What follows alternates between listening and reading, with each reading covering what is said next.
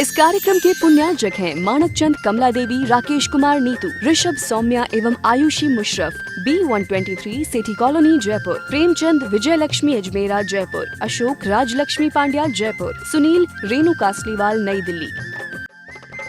श्री नरेंद्र, श्रीमती सुदेश रानी जैन, विपिन कुमार, संगीता जैन, मुजफ्फरनगर निवासी, प्रवासी दुर्गापुर, पश्चिम बंगाल, संजय, दीपा जैन, राजीव, सोनिया जैन, पूनम चंद, सविता जैन मेरठ, पंकज, श्वेता जैन दिल्ली, अभिषेक, रिद्धि, सिद्धि, वैभव, आंचल, सोबित जैन एवं समस्त नावला परिवार।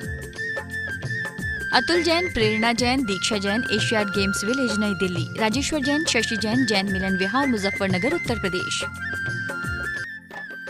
ध्रुव, पर्थ, नमिता, धीरज गर्ग, गुरुग्राम, परिधि, रिद्धिमा, नेहा, विकास जैन, गुरुग्राम, मीना, विनोद अग्रवाल, रोहिणी, दिल्ली। श्री मुनीन्द्र कुमार जैन, सरिता जैन, अतुल जैन, शिप्रा जैन, आर्यन जैन, मनीष जैन, श्वेता जैन, मीशा जैन, मुजफ्फरनगर। श्री राजेंद्र कुमार जैन, श्रीमती मंजू जैन, आशीष जैन, मीना जैन, पारस जैन, स्वाति जैन, समृद्धि जैन, सिद्धि जैन, शाश्वत जैन, जैन महिला मंडल, चंदर नगर, सहारनपुर। श्री किशोर भाई खंधार की पावन स्मृति में श्रीमती सुषमा खंधार, परिमल खंधार, मोना खंधार, मुकेश कुमार, साक्षी कुमार, ईशा कुमार, डिम्पल गांधी, सोनल गांधी एवं हेतार्थ गांधी, अहमदाबाद। जय जिनेन्द्र अणुवमे सिद्धे अठम पुण विनिमित्थे नित्य कजेय वंदिमो नित्यम। पंच परमेष्ठी भगवान की जय। प्रतिक्रमण, मेरे व्रतों में लगे हुए दोष मिथ्या हों, इस प्रकार चिंतन करना, इस प्रकार भगवान से प्रार्थना करना, इसका नाम प्रतिक्रमण है। तो सर्वश्रेष्ठ प्रतिक्रमण क्या है? सर्वश्रेष्ठ प्रतिक्रमण है ध्यान, क्योंकि ध्यान के द्वारा समस्त कर्म पुंज नष्ट हो जाते हैं। जो भी गलतियां वगैरह हुई, सारे कर्म पुंज नष्ट हो जाते हैं। इसलिए ध्यान उत्कृष्ट प्रतिक्रमण है। इसी बात को कुंद कुंद महाराज गाथा नंबर 87 पृष्ठ 83 पर कह रहे हैं। निकाल लीजिए और आइए हमारे साथ बोलिए। जान लीनो साहू परिचागम कुणै संवदोषाणं तम्मादुझाणमे वै सौवदिचारस्य परिकमणम।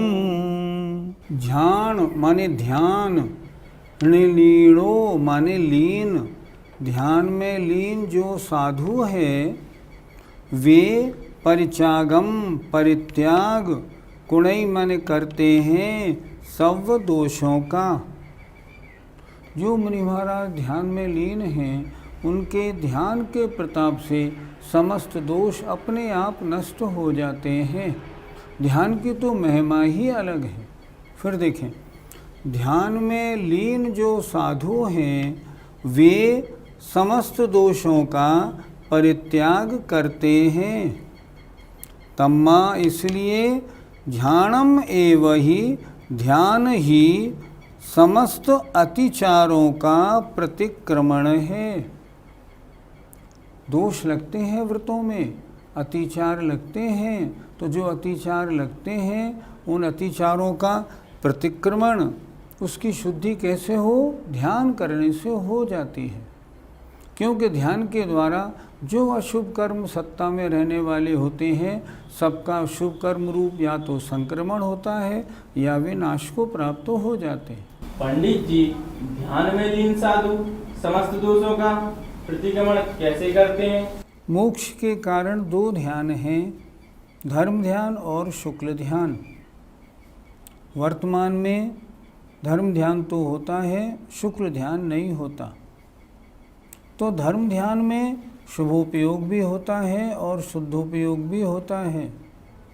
तो जो मुनि महाराज वर्तमान में धर्म ध्यान में लगे हैं और वे शुभोपयोग या शुद्धोपयोग में हैं, तो वे समस्त दोषों का त्याग कर देते हैं।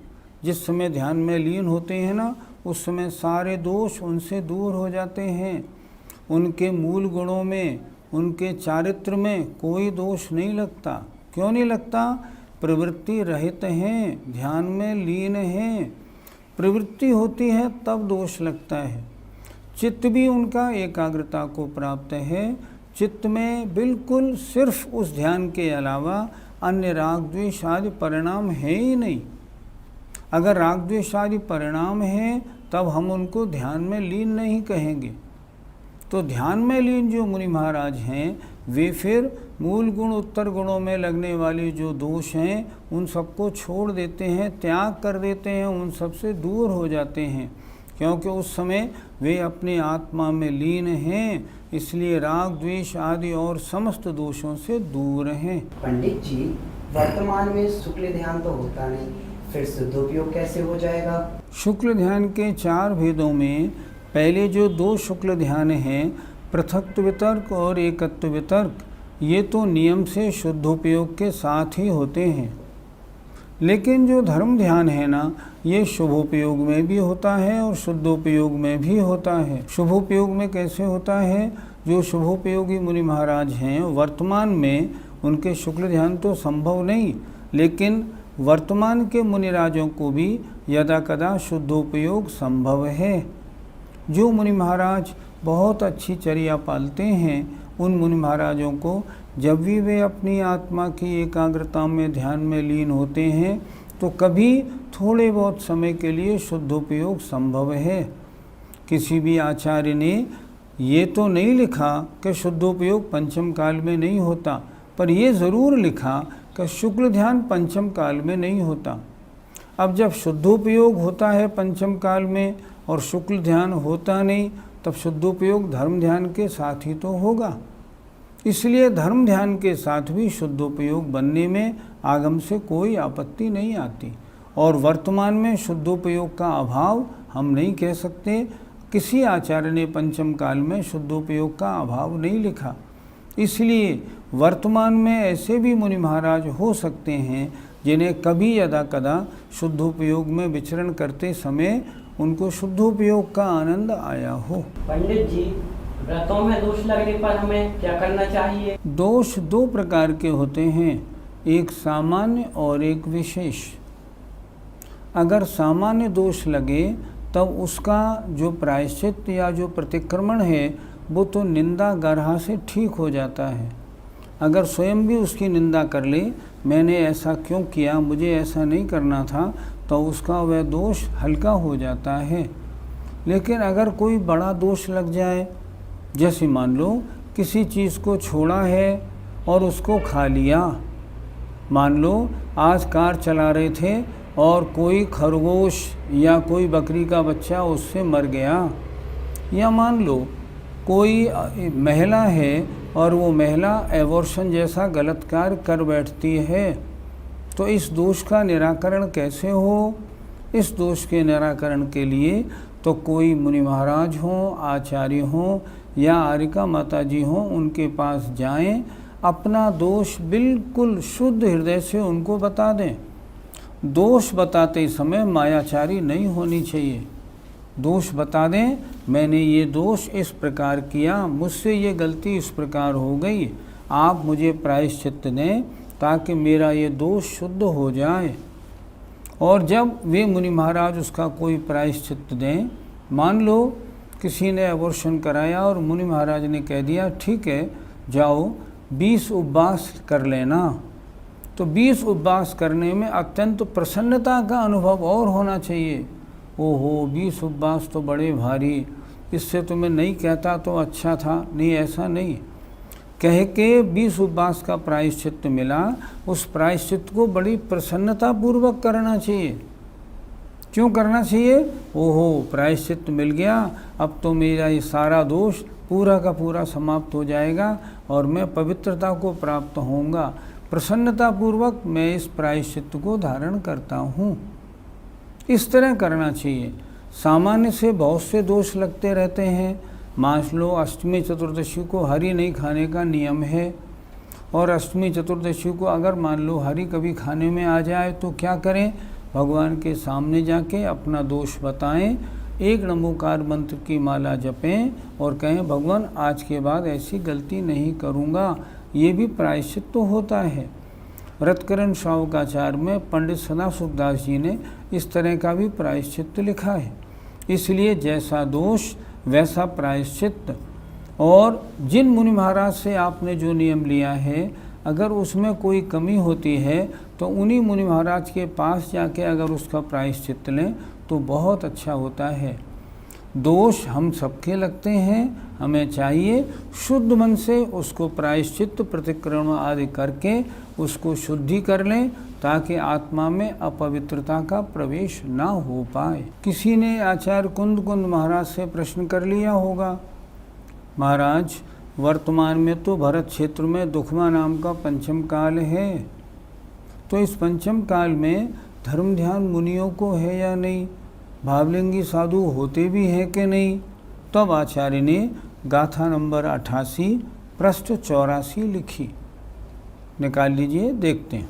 भरे दुस्सम काले धम्मज्ञानम हवे साहुस तम अपसहावठिदे रौमर्णय शोभ्यन्नानी।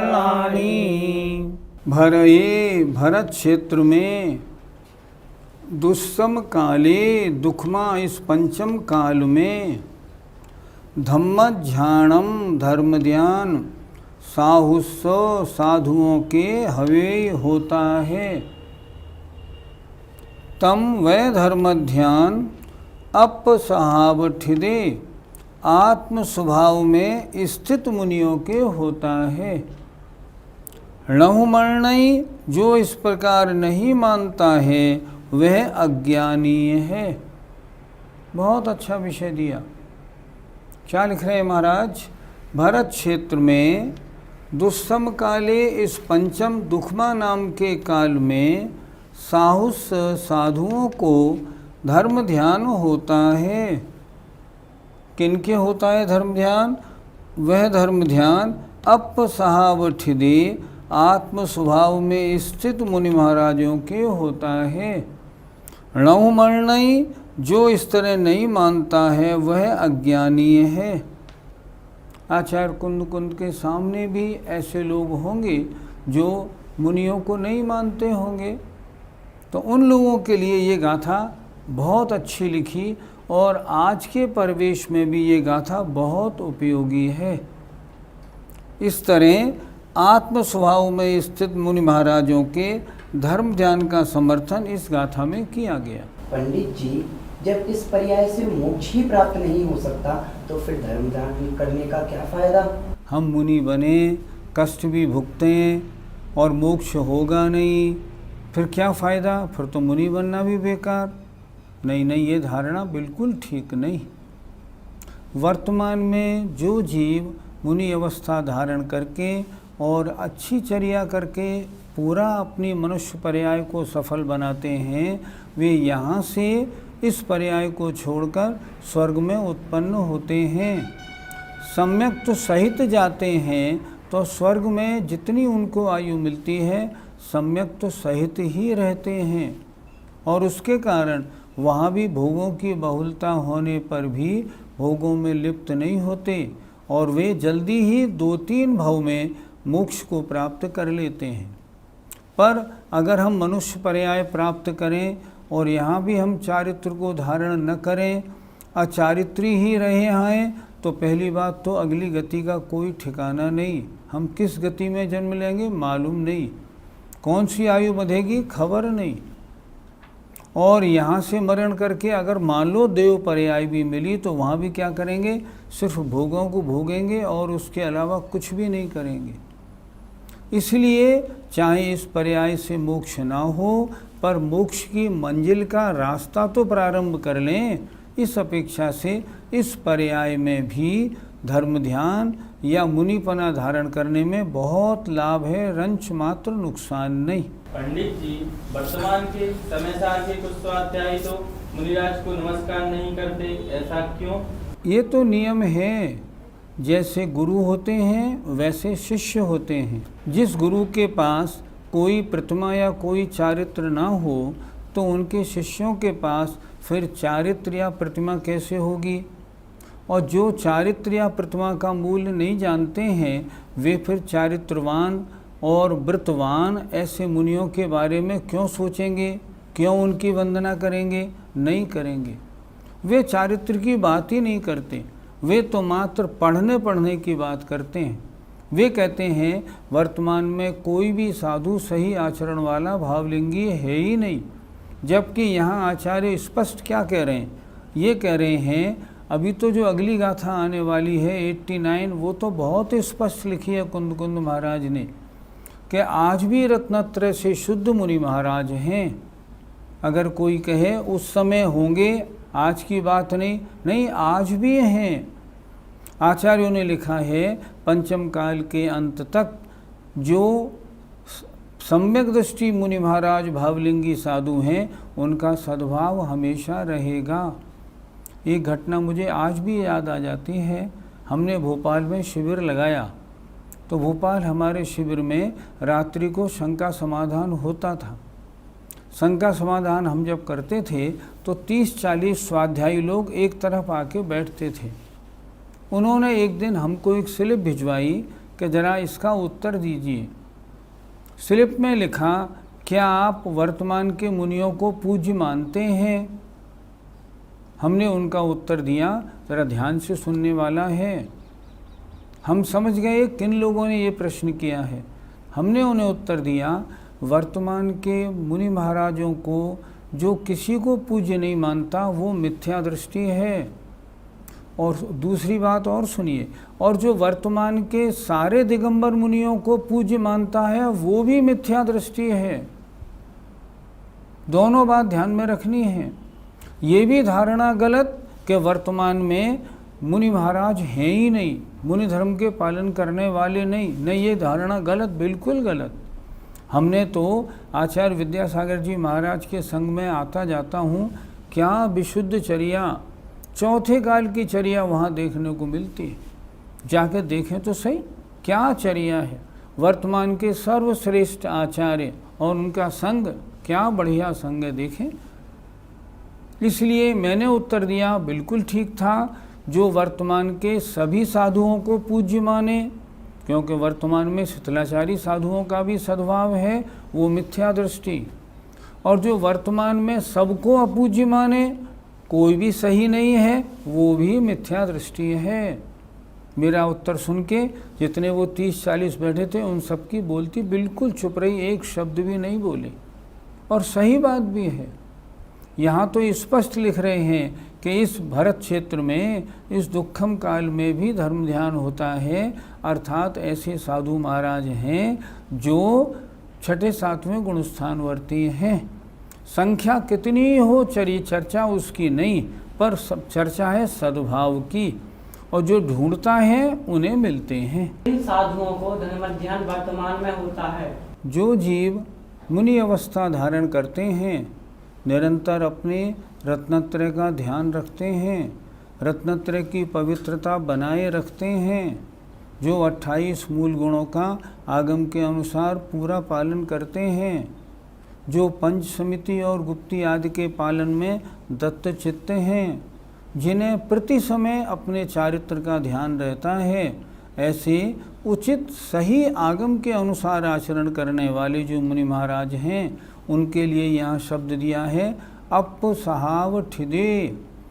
ऐसे मुनि महाराज जब जब आत्म स्वभाव में स्थित होते हैं, उनके उच्च कोटि का धर्म ध्यान होता है। और वह धर्म ध्यान कैसा होता है? महान निर्जरा का कारण होता है। ये बात नहीं कि आजकल नहीं होता हो, आजकल होता है। और आजकल भी ऐसे ऐसे ध्यान करने वाले मुनिराज हैं जिनको देखकर पूर्व चतुर्थ काल के मुनि महाराजों का या विदेश क्षेत्र के मुनि महाराजों का ध्यान बनता है। इसलिए आत्म स्वभाव में स्थित रहने वाले या अपने चारित्र का पूर्ण ध्यान रखने वाले, अपने रत्नत्रय की पवित्रता का निरंतर ध्यान रखने वाले ऐसे मुनि महाराजों को आज भी धर्म ध्यान होता है। ये आचार्य कुंद कुंद महाराज कह रहे हैं। पंडित जी, मुनिराज उत्कृष्ट ध्यान के लिए क्या करते हैं? द्रव्य संग्रह की एक गाथा बहुत अच्छी है। माँ चिट्ठ माँ जंपः माँ चिंतः किम विजेण होय थिरो अप्पा अपम्मिरौ इणमेव परम हवे ध्यानम। परम ध्यान कैसे होता है, आत्मा में लीनता की उत्कृष्ट अच्छी दशा कैसे बनती है। लिख रहे हैं आचार्य नेमचंद्र महाराज, माँ चिट्ठे, शरीर से कोई भी चेष्टा मत करो, शरीर को एकदम स्थिर बना लो। माँ जंपः, कोई भी बोलो नहीं, उच्चारण नहीं, एकदम वचन गुप्ती पूरी, मौन सहित बैठे। माँ चिंतः, और कोई चिंतन ना करे। माँ चिट्ठः माँ जंपः माँ चिंतः किम विजेण होय थिरो, और इस प्रकार स्थिर होकर क्या करे, अप्पा अपम्मिरौ, आत्मा को आत्मा में रत कर दे, लीन कर दे। चिंतन सिर्फ आत्मा का, अन्य किसी पदार्थ का नहीं। अप्पा अपम्मिरौ इणमेव परम हवे ध्यानम, इस प्रकार परम ध्यान होता है। हम रोज पढ़ते हैं सामायिक पाठ में, सर्वम निराकृत्य विकल्प जालम, समस्त विकल्प जाल, राग द्वेष आदि परिणामों के जाल को दूर करके। कैसा है ये जाल, संसार कांतार निपात हेतुम, संसार रूपी जंगल में गिराने में कारण है। विविक्त मात्मानुमवेक्ष्यमाणो, इनसे दूर होकर के अपनी आत्मा को देखो। निलीशे तुम परमात्म तत्वे, तुम परम शुद्ध आत्म तत्व में लीन हो जाओ। लेकिन ऐसी ध्यानावस्था कब बन सकती है, जब पहली बात तो मुनि अवस्था धारण की हो, दूसरी बात चारित्र का उत्कृष्ट पालन भी हो रहा हो, प्रवृत्ति की ओर ज़्यादा ध्यान नहीं हो, निवृत्ति की ओर ज़्यादा चिंतन हो। ऐसे जो मुनि महाराज होते हैं, वे मुनि महाराज कभी एकांत में जब बैठ जाते हैं और जब ध्यान लगाते हैं, उनके उत्कृष्ट परम ध्यान बन जाता है। ऐसे मुनि महाराज आज भी हैं, आज भी ऐसे मुनि महाराजों का अभाव नहीं। हमें क्या करना चाहिए, जिन मुनि महाराजों की चर्या आगम के अनुसार हो, उन्हें बड़े भक्ति भाव से उनको प्रणाम नमस्कार करना, नमोस्तु करना चाहिए। आचार्यों ने बहुत सी बात लिखी है। बोध पहाड़ में आचार्य कुंद कुंद महाराज लिखते हैं, ये मुनि महाराज मुनि नहीं, ये तो चलते फिरते अरहंत हैं, क्योंकि अरहंत भगवान भी तो ऐसे ही हैं। तो ऐसे मुनि महाराजों को हम वंदना ना करें और मुनि मात्र से घृणा करें, उनमें दोषी दोष निकालने में अपनी सारी बुद्धि लगाए रखें, ये तो अपनी मनुष्य पर्याय को विफल करना, नष्ट करना है। जो ऐसा करते हैं उनसे नम्र निवेदन है, अपना ये कार्य छोड़ें, चारित्र को धारण करें और चारित्रवानों की प्रशंसा, उनकी संगति करें, तब उनको मालूम पड़ेगा चारित्र होता क्या है। जय जिनेन्द्र। इस कार्यक्रम के पुण्यार्जक हैं माणकचंद कमला देवी, राकेश कुमार नीतू, ऋषभ सौम्या एवं Ayushi Musharraf, B123 city colony Jaipur, Premchand Vijay Lakshmi Ajmera Jaipur, Ashok Rajlakshmi Pandya Jaipur, Sunil Renu Kasliwal New Delhi. Shri Narendra Shrimati Sudesh रानी जैन, विपिन कुमार संगीता जैन, मुजफ्फरनगर निवासी, प्रवासी दुर्गापुर पश्चिम बंगाल। संजय दीपा जैन, राजीव सोनिया जैन, पूनम चंद सविता जैन मेरठ, पंकज श्वेता जैन दिल्ली, अभिषेक रिद्धि सिद्धि वैभव, आंचल सोबित जैन एवं समस्त नावला परिवार। अतुल जैन, प्रेरणा जैन, दीक्षा जैन, एशियाड गेम्स विलेज नई दिल्ली, राजेश्वर जैन, शशि जैन, जैन मिलन विहार मुजफ्फरनगर उत्तर प्रदेश। ध्रुव, पर्थ, नमिता, धीरज गर्ग गुरुग्राम, परिधि, रिद्धिमा, नेहा, विकास जैन गुरुग्राम, मीना, विनोद अग्रवाल, रोहिणी दिल्ली। श्री मुनीन्द्र कुमार जैन, सरिता जैन, अतुल जैन, शिप्रा जैन, आर्यन जैन, मनीष जैन, श्वेता जैन, मीशा जैन मुजफ्फरनगर। श्री राजेंद्र कुमार जैन, श्रीमती मंजू जैन, आशीष जैन, मीना जैन, पारस जैन, स्वाति जैन, समृद्धि जैन, सिद्धि जैन, शाश्वत जैन, जैन महिला मंडल चंदर नगर सहारनपुर। श्री किशोर भाई खंधार की पावन स्मृति में श्रीमती सुषमा खंधार, परिमल खंधार, मोना खंधार, मुकेश कुमार, साक्षी कुमार, ईशा कुमार, डिम्पल गांधी, सोनल गांधी एवं हेतार्थ गांधी अहमदाबाद।